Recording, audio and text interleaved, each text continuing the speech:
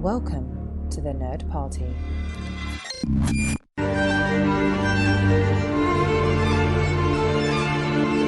Hello and welcome to the A24 project here on the Nerd Party Network, the only podcast that's taking you through the back catalogue of A24, reviews the latest releases, and brings you interviews with the people behind the movies.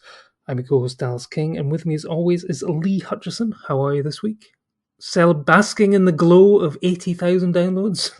Yeah, reporting for duty, and yeah, I'm really pleased that we've crossed this landmark for a little small independent podcast. I couldn't be happier with that. It's been amazing to see people. I always find it quite interesting clicking on the little statistic to see where in the world people are downloading from, and yeah, it's amazing that people seem to have found and connected with our show and been inspired by it too. Hopefully.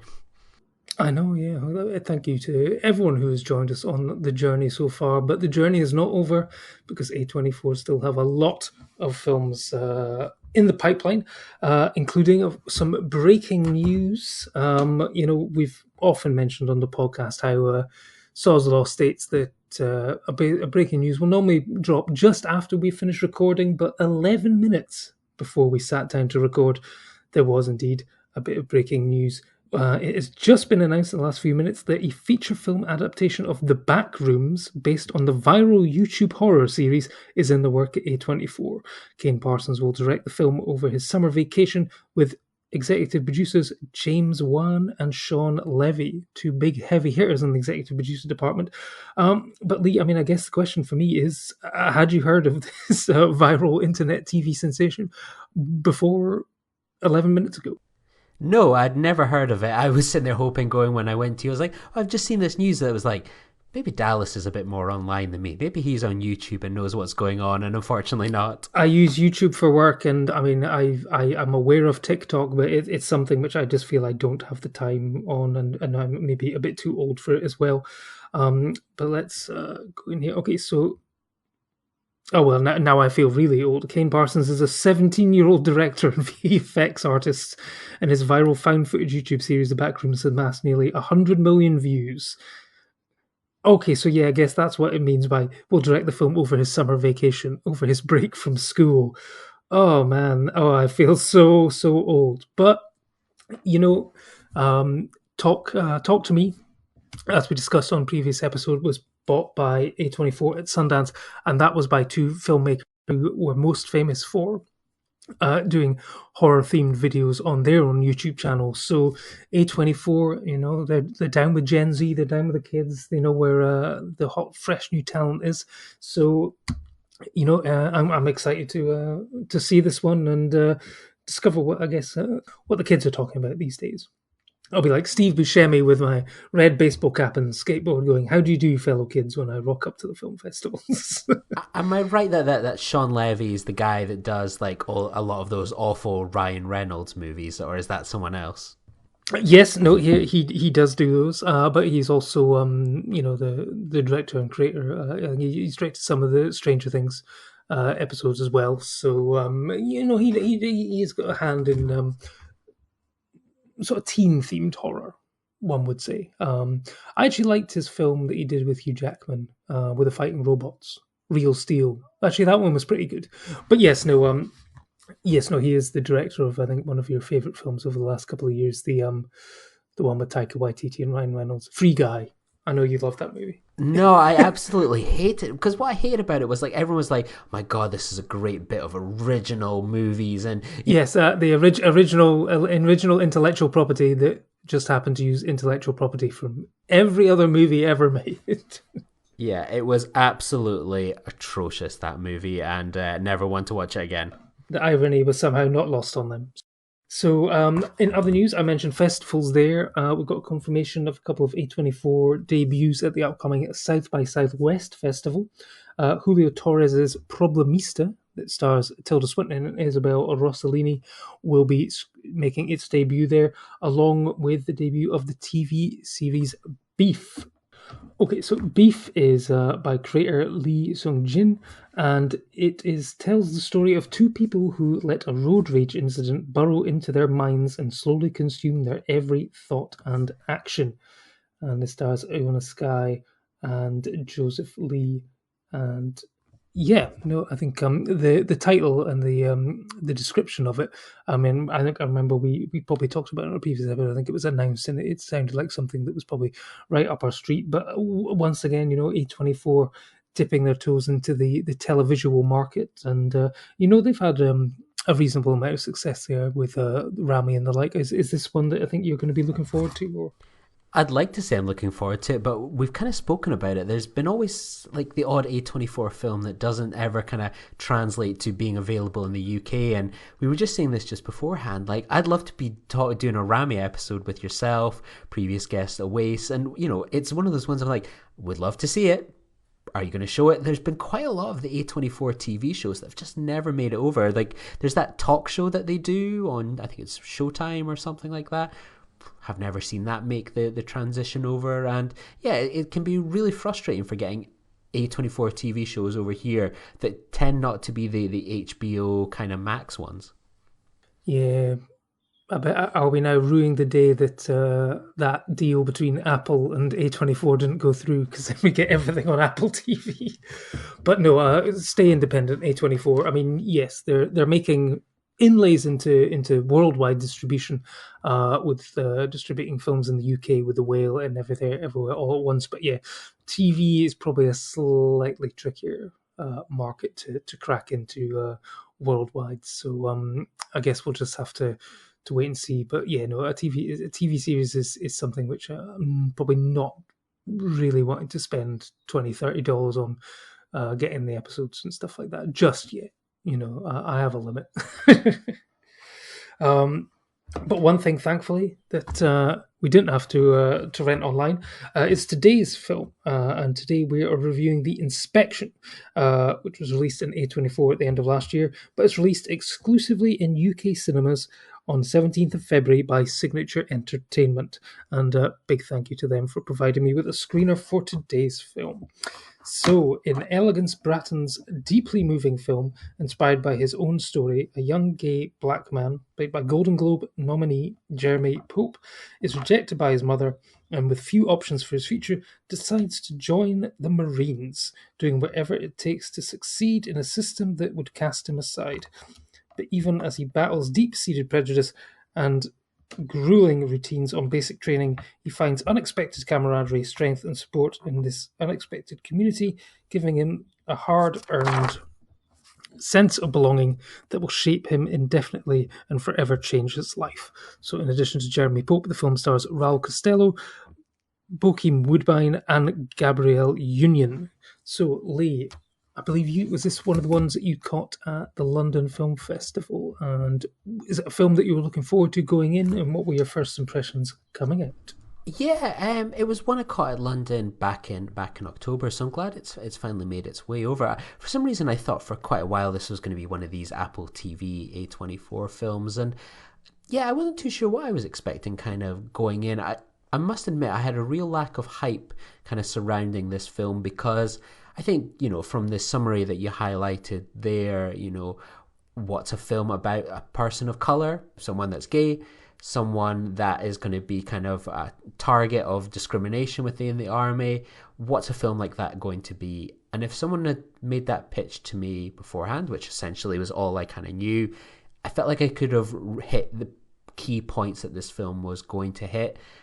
And unfortunately, the film hit all of those points. Like, the film is good, the performances are fantastic, in particular his mother, but it was one of those films I was just like, I've kind of seen this one before. And that's something I often get with these kind of military boot camp films and so on. You can kind of maybe change the people that are going through the experience. In this, we get a young black gay man going through it. We think of something like G.I. Jane. Okay, imagine the military boot camp experience, but with a woman.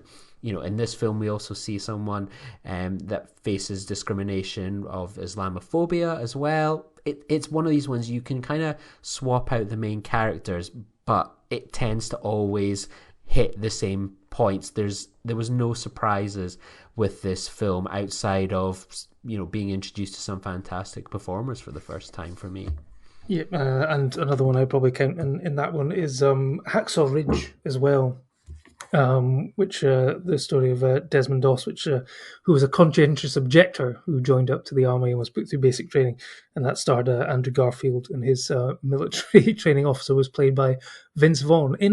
Actually, you say Vince Vaughn, but recently, he has been able to effectively play against type. But obviously, this is, directed by Elegance Bratton, who, he's telling his own story. He's written and directed the film himself. He wanted to have control over his story, and, that makes sense.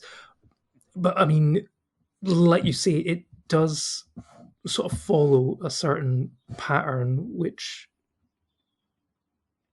I guess the elephant in the room is, a film which is probably essentially ruined every other attempt to make a film about training in any form of the military, and that is Stanley Kubrick's Full Metal Jacket, which, the entire first half of that movie is set at basic training and features, just an unforgettable performance from R. Lee Emery as the training officer. It's inspired so many other performances, even something like, J.K. Simmons in Whiplash. It's that kind of thing, just hurling abuse at people, I mean, it is this thing of, people, sign up to do this stuff. I want to be, I'm going to be doing this. I'm going to, serve my country. And then, they just spend 2 hours, belittling them and breaking them mentally in order to make them better people. And it's the way that some people sort of quit and stuff like that. It's like, well, surely you knew what was coming. It's the movies, even though they may be heightened versions of it, they must be based on some form of truth. So, I mean, did you sort of feel the shadow of that sort of hanging over this film? Yeah, it's one of those things. It's not a genre that I'm particularly interested in to an extent, and yeah, it's one of those ones, as I say, that I just rarely see it do anything wildly different. Sometimes there's that kind of, once it leaves boot camp, yeah, interesting things can happen. There can be really interesting kind of moral discussions, but just even sort of the kind of the morality kind of that we sort of see kind of fall out. It was like, wow, the American military is homophobic. It is racist. Islamophobic. Oh gosh, I'm really stunned by these sorts of things, and it's one of those ones that's you just watch that and it just goes, I'm not learning anything particularly new here, and again, it's one of those things like the film is elevated by the performances. I mean, Jeremy Pope as Frenchie, and then sort of Gabrielle Union as his mum they were great performances. They were fantastic to watch. But again, even just sort of the things where he's going through this like horrible world where they're like bullying him, beating him, he's being exposed to some of the worst possible things that someone can imagine. He's someone that's not necessarily getting broken by it, and he's still the nice one, reaching out, raising other people up in the process and trying to be kind of like a force for good in the process. Again, just things like that where it just is kind of been all done to before. I think the interesting story is the dynamic between him and his mom, and every time that happens, that's the film I'm interested in and enjoy. Whereas the kind of rest of it was like, yep, seen that before, but I mean, even towards the end where, well, it's the ending that you probably all expected to go down, but just how we sort of see his mum react to him and what he's gone through was interesting. It was quite powerful and scary to watch, but then it didn't need the rest of the stuff around it. It was kind of like, oh no, it's kind of verging in that cliche. And actually, is the American army actually pretty good at heart? That's a big thing to ask from me as an audience member to commit to.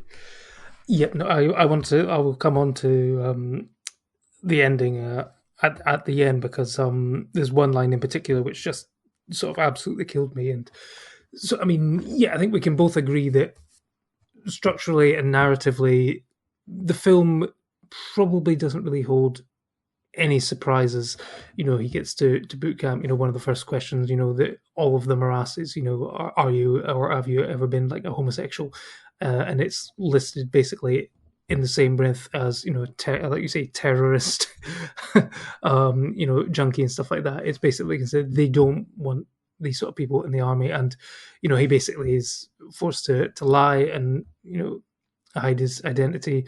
It's his sexuality is one of the reasons why he's so estranged from his mother in the first place, and I would have maybe liked a little bit more at the beginning about what led him down this path to this is what he sees as his future, but also a way to somehow gain the respect of his mum is by doing this.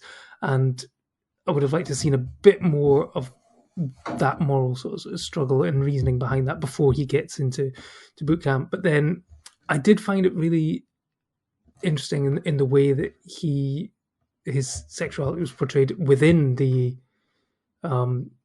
within basic training, because you have these sort of heightened sort of dream sequences and stuff like this, and that was really quite interesting. And then of course that's that's essentially what gives them away in a sort of rather awkward communal shower sequence, which leads to one of the first sort of acts of physical violence against him. I guess it's hazing, I believe, is the phrase that they use in sort of army and also like college and stuff during these initiation ceremonies. But this was just like a full-on beating. And then there's the shocking moment sort of halfway through where it almost feels like, it doesn't feel like it to him. It certainly felt like the head instructor was basically trying to drown him to get him out of his unit and stuff like that. He didn't want him there, and he was prepared to do whatever it took to do that. And that's when you get the sort of redemptive sort of arc of he's not going to let these men break him down. He's seen all of this sort of stuff before,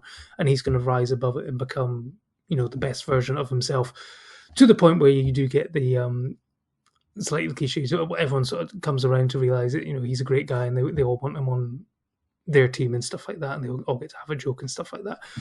That's how it might have gone. But I also did appreciate one aspect of the storyline, which was he has a crush on one of his instructors, and I was really happy with the way that played out, which felt a lot more true to life. Whereas, I guess if it was a different director and who had maybe seen the story and wanted to tell their version of it, it could have gone a different way. But Bratton clearly wanted to keep it authentic to his story, which I did like. And I think Raul Costello was great in that role. And I saw him in another film recently where he was yet again the object of male desire, and that was in Cassandro, a film about a Mexican luchador played by Gal Garcia Bernal, who has a crush on another luchador, which was played by Raul Costello. And he was, again, a man with a family and stuff like that, but struggling with his own sexuality. So yeah, he's a man that other men seem to be fancying at the moment. So. Yeah, I enjoyed that as well, and I guess the tension as well in that, because it was something where that's something that sets it up as that little bit unique and so on, and exploring kind of that homosexuality within the military and how many people feel shamed by it, feel too afraid to be them true selves and so on. And that was quite interesting. There's the element where you're just watching it, there's that uncomfortableness because you just know how badly it could backfire for both of them when it really shouldn't. That was quite fascinating to watch unfold as well. But again, it's that element where this is a place that seems to be kind of praised, or that there are good eggs within it, where that seems to be jarring with the film. Like, it's, I almost think of there was a recent thing with the Metropolitan Police here in the UK where there's the idea, these places are filled with bad apples. A few bad apples ruin it for everyone. It's like, well, exactly. And then there was someone that they brought along loads of these rotten apples and dumped them outside the ground. And when you see something like that, you're like, the whole thing is rotten from top to bottom. And while, yes, there are good people within it, it's a hard thing to ask people to believe that this is a good place, or that, you see it in that kind of post 9/11 world where a lot of these people were going into the army, and that was certainly the case with Jeremy Pope. That with his story, kind of with Bratton, that was his story, that he went off and joined post 9/11, and the amount of bloodshed, loss, innocent life, torture that kind of unfolded. Like the idea that we get to the end of this and this is something to celebrate and to cheer, and that they're off onto maybe better places in their life and more confident in themselves, just kind of jars with what the reality they would have all faced is. Yeah, because I mean, it's definitely like a huge systemic problem within, you know, the army, and like you say, like the police and stuff like that, and you can see it, you know, with the police in the US as well. He says, maybe slightly worrying about the words he just said, given that he's going to America soon, and hopefully they don't check all my social media and podcasts. But I mean, the evidence is there, so I think I should be okay with that one. But yeah, no, I mean, there is a point where Raul Costello actually also says that, you know, if we threw out every homosexual in the army, we wouldn't have an army. You know, it's just a shame that people have to basically hide who they are in order to serve their country and stuff like that. And you know, it's a huge thing to have to do that, and people shouldn't have to do that these days. And you know, I guess it's, you know, Bratton is telling his own story, and I guess in the hope that, you know, it shines a light on, like, is it a wider problem that needs to be addressed as well. And you know, and then we sort of get to the sort of final bit. Now, the film is called The Inspection, and I think, you know, I was actually sort of quite surprised. It's quite a short film, and you know, one would expect, you know, them to go off into combat and stuff like that, but it is essentially purely about his journey within basic training to becoming a fully fledged Marine. And the inspection of the titular inspection refers to the inspection at the end of training, where whether or not they pass and become Marines. And, you know, spoilers, he does pass.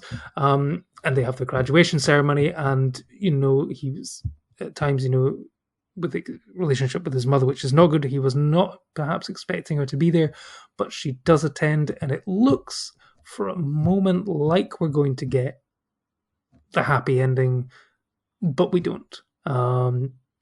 She just cannot get over the fact that her son is gay, and, you know, sets out to almost humiliate him in the mess hall when they're all having dinner after the ceremony.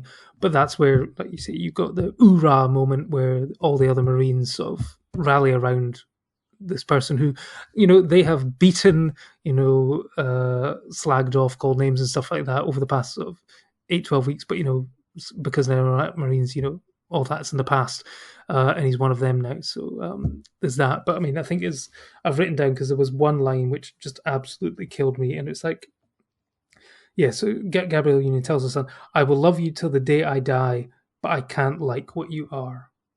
And that is just such a horrific gut punch that, you know, she will love him. He will always be her son, but she just cannot, you know, it's just too big of a hill for her to get over and to like him as a person. She will love him as a son, but she will never like or respect him as a person. And that is just, to have gone through all of that and then still not achieve what you were wanting at the end is just, that was heartbreaking for to watch. Yeah, and yeah, and so it's almost, there's an element within, not that I'm being completely so negative about the American military, but then again, it we throw on top of that just the sexism. Like, we can call this person, you know, racist names, homophobic names, but when we see a woman do it, oh no, like that, well, we're family and stuff. And there's just something, again, it's just this inherently kind of completely wrong behavior, even when trying to do the right thing, because just everything they do is got to go through, for me, goes through that critical lens where I'm like, I as an audience member can be like, it's so harsh and sad to watch, and, you know, but then just seeing these other people that have done all these things go, well, no, that's too far for us, because it's coming from perhaps a woman. You know, there are people that we can say we're loyal to him, but, you know, by and large, there's an element where I'm like, I think there's an element of further kind of sexism and racism on top of it. Yeah, it's like, you are not allowed to talk to your own son that way, but, you know, I can try to drown him in a pool. It's absolutely fine. It's like, yeah, that was a bit difficult to sort of come to terms with. But yeah, no, it's just the fact that that he'll never be able to repair that relationship with his mother, and clearly by the end of the film, he has still got his problems are not all solved, and he's got a long way to go to. I think it's like with therapy and sort of counseling and stuff, and like trying to change, behaviors and stuff like that. I think I was told once, basically, if you try to change for someone else, it won't work. The change has to come from you, and it has to be something that you want to do. And I guess that's part of the struggle that the characters is probably now at the end of the film. Sort of, it's like, who did he do it for? Was it doing it for himself, or was he doing it for his mother? And how does he then sort of move forward with that? I think he's got to just come to terms with the fact that he's never going to have the relationship, and he has now the potential for a new bond with some of these other sort of Marines and stuff like that. He probably won't be like buddy with all of them. There's certainly a couple who tried to get him kicked out and stuff like that. He won't. But I think that there is potential there, and yeah, I mean, it's the film has done well. There was Jeremy Pope joined the Actors Roundtable that was featuring a lot of the key actors this season. Brendan Fraser, Ke Huy Quan, Alston Butler, Colin Farrell, Adam Sandler as well, and there's still up for the Independent Spirit Awards. Best First Feature by Elegance Bratton, Best Lead Performance in the newly gender neutral categories at the Spirit Awards. So Best Lead Performance for Jeremy Pope, and then Best Supporting Performance for Gabrielle Union. I mean, keen to get your opinion on what you thought of her performance, because for me, Gabrielle Union was someone that I was most familiar with, I think, in sort of teen movies. Like, she was part of one of the great jokes from 10 Things I Hate About You about, you can be overwhelmed. You can be underwhelmed. Can you ever just be whelmed? Well, I think you can in Europe. And then also being one of the sort of antagonists in the Bring It On film, cult classic as well. But she sort of dropped off the radar for a long time, certainly in the feature film world, and then came back with this, and I was shocked to see. I mean, to think that she's old enough now to be playing a mother character, but also how a deeply repellent person that she was, even though, she's basically playing sort of a prison guard who's trying to maybe rehabilitate people, or maybe she's just looking to beat people up in prison, who knows. But yeah, she was not a nice character, and, to give her credit, she did it incredibly well, I thought. Yeah, and I noticed you missed off her starring role in Star Trek Deep Space Nine, Season 6, Episode 3, Episode Sons and Daughters, where she played a Klingon. Easy done. Schoolboy, yeah. It's one of those ones. Yeah, I always remember from Bad Boys 2, personally. You haven't seen Bad Boys 2?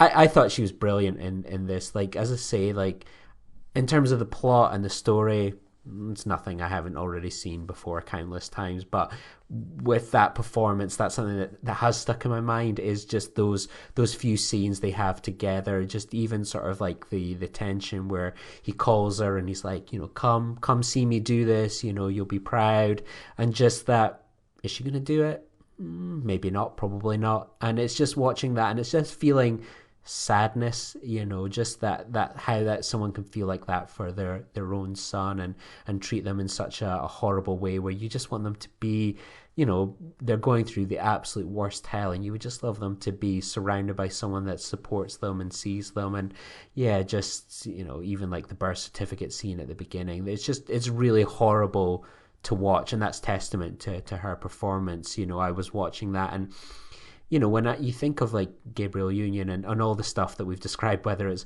from like Star Trek to all her TV and film work and so on, she's someone that's hard to pin down, isn't she, in terms of like who, like, as an actress, she's someone that appears in these kind of movies where you're like, oh, who was that brilliant performer? And you kind of realize, oh, it's Gabrielle Union afterwards. She has such a fantastic talent. And yeah, I thought this was such a great kind of highlight of her skills. And this was a great, way to sort of showcase what a prestige talent that she can. I just feel like the film was nothing special, but it has these great performances that raised it up to a good watch for me, despite the fact that I didn't particularly like it.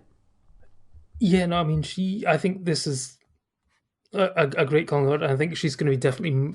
I'd like to see her more roles like this. So I feel that she is entering a new phase in her career. Obviously, Jeremy Pope is younger. He's sort of just breaking into certainly the film scene. He's a multiple Tony Award nominee. Was working on stage and stuff. He had a role in sort of the One Night in Miami. The film sort of featured Mark X and Martin Luther King and stuff like that. So he's just sort of breaking into it, and she's sort of finding a new phase for herself. But in terms of like Elegance Bratton, I know you're not a huge fan of the film, and the story was maybe a bit too no,